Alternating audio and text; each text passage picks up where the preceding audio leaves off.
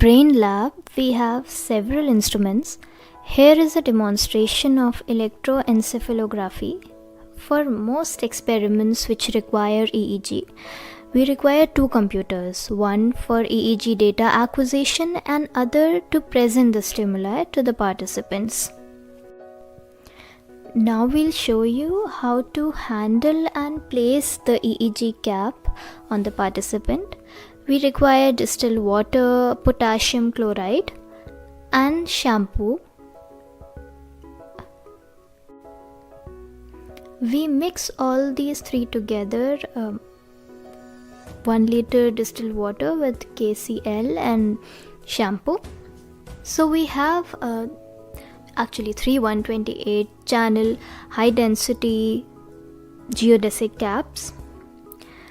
It has a lot of electrodes which you can see, 128 of them.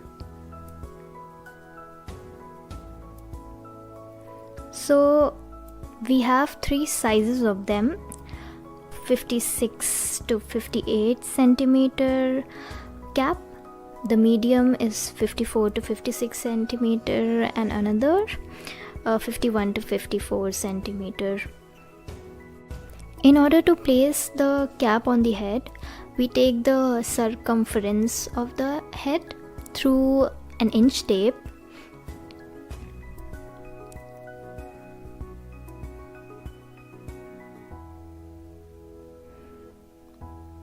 We take the middle part, the part in between the eyebrows, the nasion, it's called the nasion, and to all the way around the head.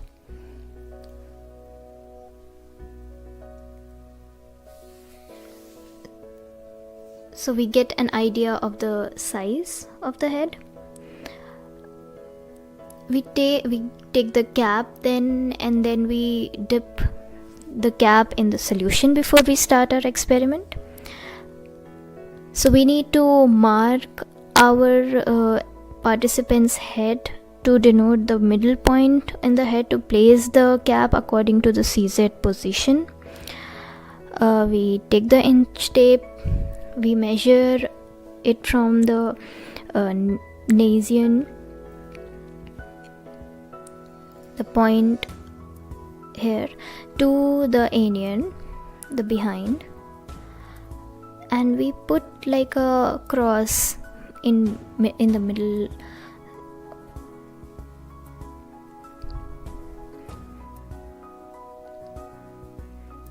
Then we take it from the sides, from one ear to the other,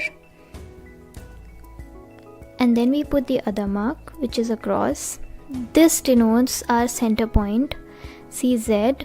We will place the CZ electrode on this point.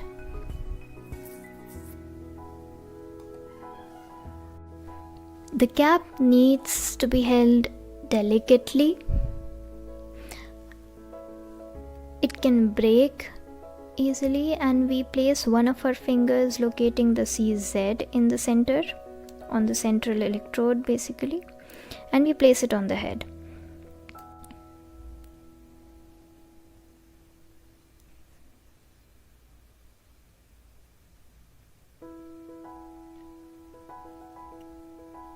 So you can see the careful placing of the cap on the mannequin.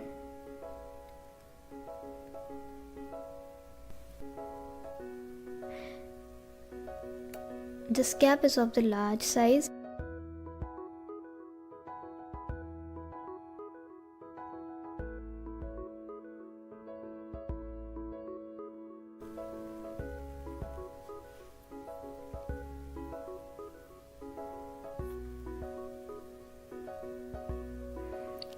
We strap it around nicely around the face.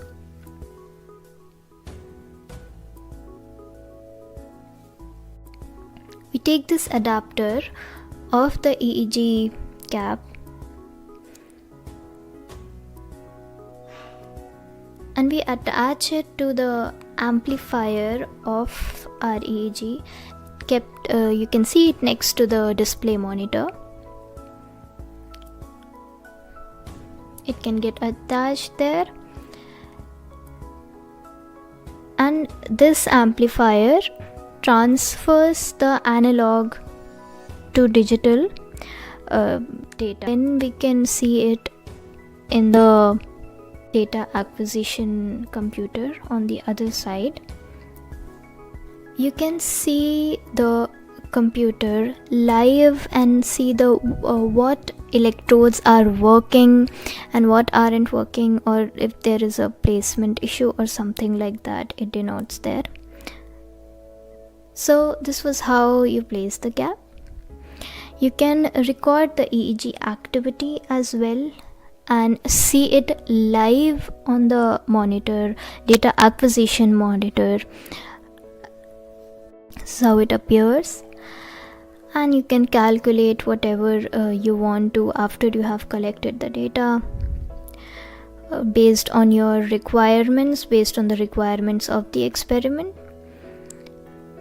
You can get ERPs or oscillations like alpha, beta, delta, gamma waves, and then you can analyze it through EEG lab toolbox in MATLAB, which we use here, or EGI also provides some software which is very basic level, and you can use that as well to analyze our data.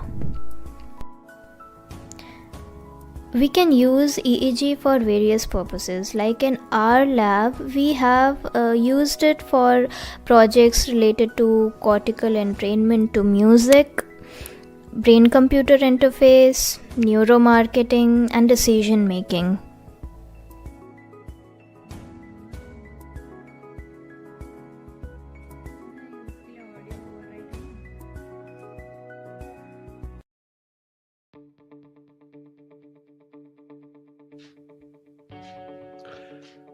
Hello everyone, I am Gaurav Panthi, PhD student at the Control of Learning and Action Lab, in short, CoLA Lab, IIT Gandhinagar. At the CoLA Lab, we work on understanding the mechanisms of human motor learning and control using psychophysical and brain stimulation techniques. In this session, I would like to briefly explain about the tools which we use in CoLA Lab to understand human movements. First lab device which I am going to talk about is digitizing tablet system to record hand position and trajectories. This system consists of a large digitizing tablet and mirror mounted above the tablet and a HDTV placed horizontally above the mirror. During the experimental task, participants sit facing the digitizing tablet and use a handheld stylus to make reaching movements on it. Direct vision of the hand is blocked by means of mirror mounted over the tablet.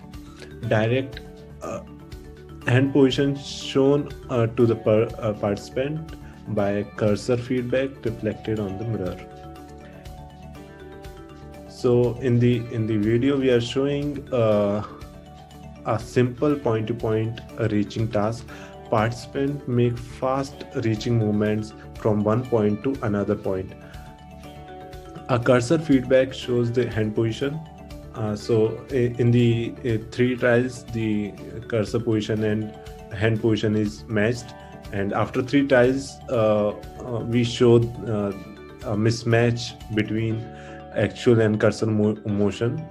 And as you can see, the participant struggles making straight movements, and they eventually learn slowly over trials. The second lab device which I'm going to talk about is an Kinarm endpoint robot. We use this device to induce forces on the arms while participants make horizontal movement using robotic handheld manipulandum. By inducing forces, we aim to understand how the brain tries to compensate for the external forces on our arm while making reaching movements. We can also use it to understand movement coordination between 2 arms. In the video, we are showing a spring task. We have simulated spring dynamics using robots. As you can see, the participant holding the manipulendum, the participant is trying to bring two hands of the robot either together or apart from each other, and the participant feels as if it is pressing or pushing the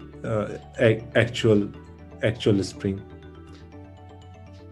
The third device which I'm going to talk about is transcranial direct current stimulation. In short, we call TDCS. This is a non-invasive brain stimulation device that we use to understand the role of different cortical brain regions in various behavioral aspects. It uses very weak direct current of around 2 milliamperes to inhibit or enhance the activity of targeted brain areas using scalp electrodes. In this video, we are using a 1020 system caps to help place the electrodes on the scalp of the targeted location. The electrode stimulates a brain area called motor cortex, which is mainly responsible for body movements. The device has many controls for changing amplitude, frequency, and signal type. The fourth lab device, which I'm going to talk about, is transcranial magnetic stimulator. In short, we call TMS. The TMS is also a non-invasive brain stimulation technique, which is used to understand to study the role of cortical brain areas in different behavioral tasks. It mainly uses a magnetic field to either inhibit or facilitate a targeted brain area activity. In this video, a magnetic coil is placed on the scalp at the targeted cortical brain area, motor cortex, and a pulse has been generated by the experimenter. Depending on the frequency of the stimulation, it can either facilitate or inhibit the activity of the targeted brain area. In this video, I am stimulating a particular brain area that represents the movement of the right hand thumb. Pulse has stimulated the brain, the activity of neurons responsible for the changes in the thumb movements, and this is you can also notice the twitch, small twitch in the thumb. Thank you.